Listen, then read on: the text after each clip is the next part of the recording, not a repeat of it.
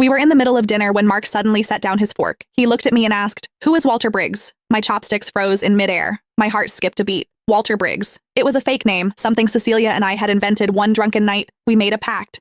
If one of us ever got into trouble and couldn't be reached, Walter Briggs would be the code. Besides me and her, no one else knew that name. And Cecilia had been missing for a month. She said she was going on a trip to Thailand, and she never came back. I looked at Mark's casual, untroubled face, and my heart sank.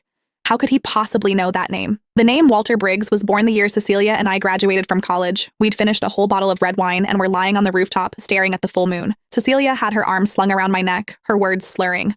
"Sophie, we need a code." "A code for what?" "You know, if one of us ever gets into trouble, disappears, and the other one hears the name, they'll know something is wrong." I laughed, calling her dramatic. But we spent the next hour brainstorming until we landed on Walter Briggs. It sounded so old-fashioned and clunky that it couldn't possibly be a real person's name. Only two people in the world knew what those words meant. Me and Cecilia. And Cecilia had been gone for 31 days. She said she was spending a few days in Chiang Mai, Thailand. She'd even video called me from the airport, panning her phone across the duty-free shop. "Sophie, see anything you want? My treat." That was the last time I saw her face. After that, my texts went unanswered. My calls wouldn't go through. Her last social media post was a photo from a night market in Chiang Mai. I called the police. Her family called the police. The authorities in Thailand were investigating. But there was no trace of her. No body, no witness, nothing. It was as if Cecilia had simply vanished from the face of the earth.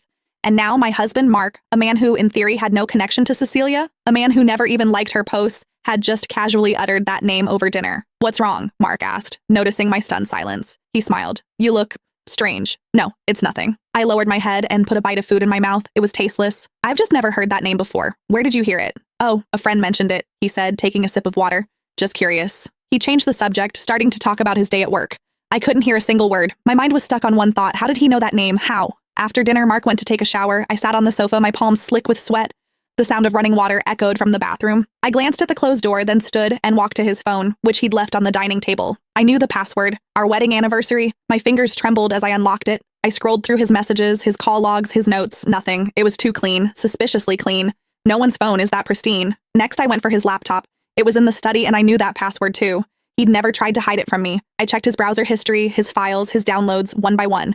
Then I opened the cached records of a booking app, and my hand froze. A month ago, Mark had told me he was going to Shanghai for a 3-day business trip. I'd even helped him pack his suitcase, but the booking records told a different story. He hadn't bought a ticket to Shanghai. He'd bought a ticket to Chiang Mai, Thailand. His departure date was 1 day before Cecilia's. His return date was 2 days after she disappeared. The water in the bathroom shut off. I quickly closed the laptop, walked back to the living room, and sat on the sofa, pretending to scroll through videos on my phone. Mark came out, toweling his hair. He glanced at me. "Still up?" "Yeah, just for a bit longer," I said with a smile. He went into the bedroom and turned off the light. I stared at the dark doorway, my fingers digging into the